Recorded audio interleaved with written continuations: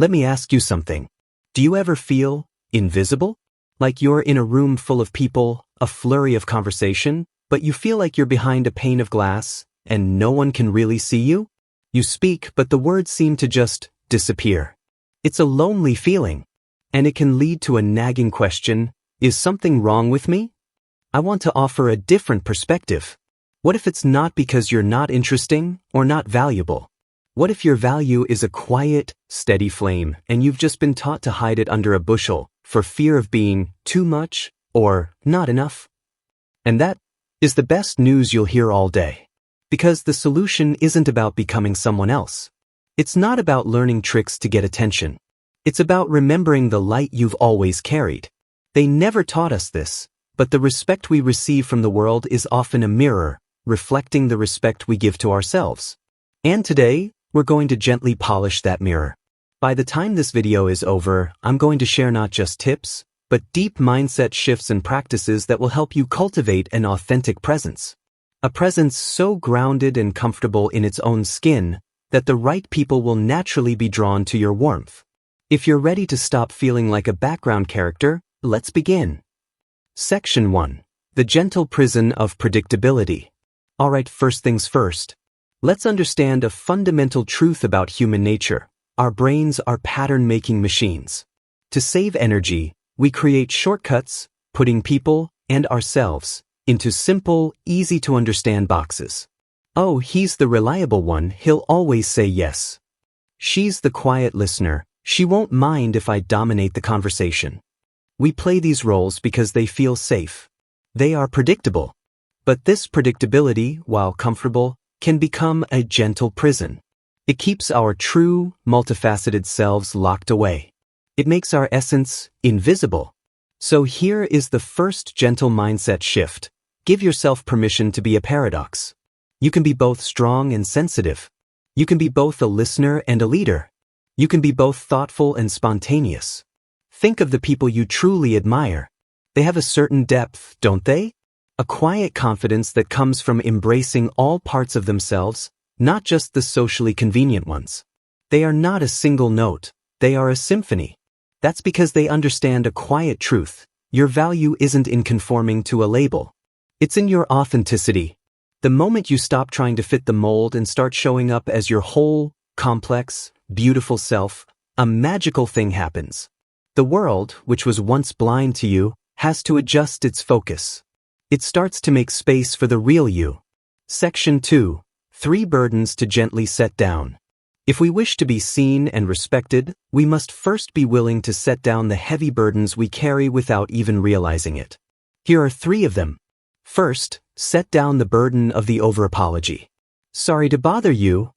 Sorry, this might be a silly question. We use these phrases like a shield, hoping to soften our presence. But what we're really saying is, I apologize for taking up space. Unless you have genuinely made a mistake, try an experiment. Replace the apology with gratitude or directness. Instead of, sorry for the delay, try a warm, thank you for your patience.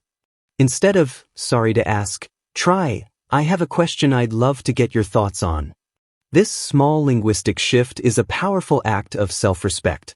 Second, set down the burden of seeking constant comfort. Our comfort zone is a beautiful place, but nothing ever grows there. True confidence, the kind that radiates from within, is cultivated in the soil of gentle courage. You want to feel stronger? The path is not to avoid fear, but to learn to walk with it. Choose one small act each day that feels just a little bit brave. The person who learns to befriend discomfort is the person who discovers the vastness of their own resilience. Third, and perhaps the heaviest burden, is blame. I couldn't do it because it wasn't my fault that.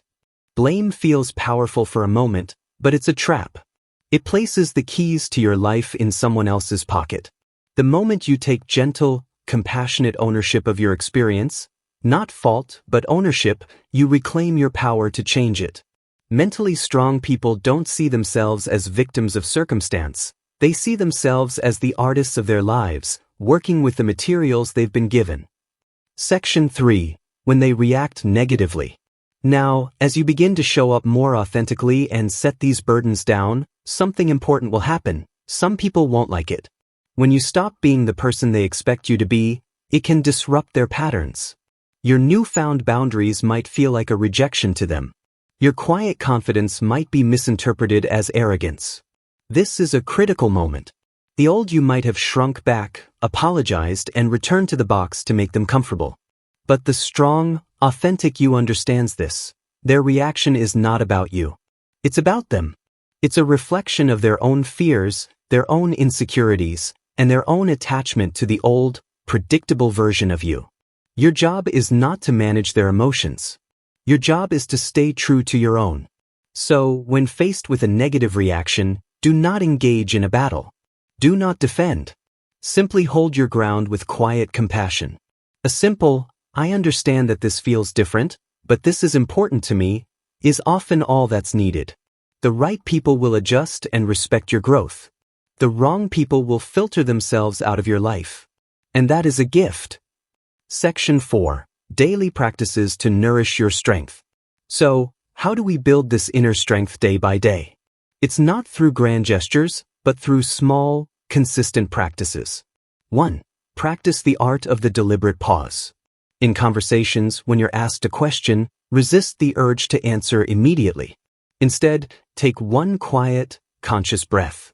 This isn't a tactic, it's an act of presence. It gives you a moment to connect with what you truly think and feel. People who rush are often running on anxiety. People who pause are operating from their center. 2. Practice honorable no's with a yes behind them. Saying no isn't just about setting boundaries, it's about protecting your yes. Try saying no to one small request each day that doesn't align with your deepest priorities. Frame it honorably. "I won't be able to help with that project because I need to say yes to focusing on my family this evening." A good no always serves a greater yes. 3. Practice a daily act of self-validation. At the end of each day, take 60 seconds to acknowledge one thing you did well, one moment where you were true to yourself. Not because someone else praised you, but because you know you did your best. We are often taught to seek validation from the outside. Mental strength is built by learning to be our own source of it. 4. Focus on your process, the journey itself.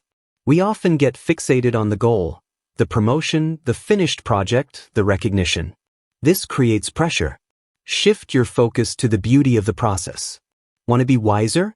The process is the quiet joy of reading one single page. Want to be healthier?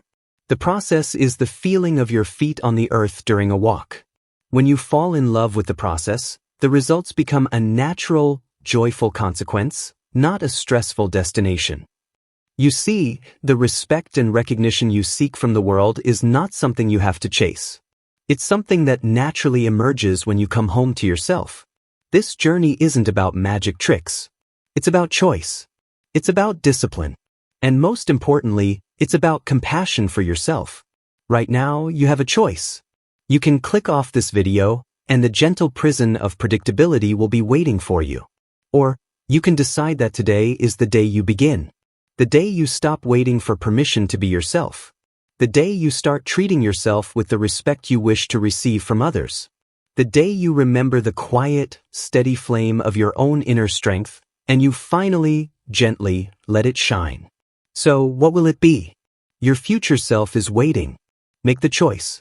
Call to action. If you found this video helpful, please share it with someone who might need to hear this message today. And if you're ready to continue this journey of leveling up with intention and kindness, I warmly invite you to subscribe. We're just getting started. Be kind to yourself. Keep moving forward. And I'll see you in the next one.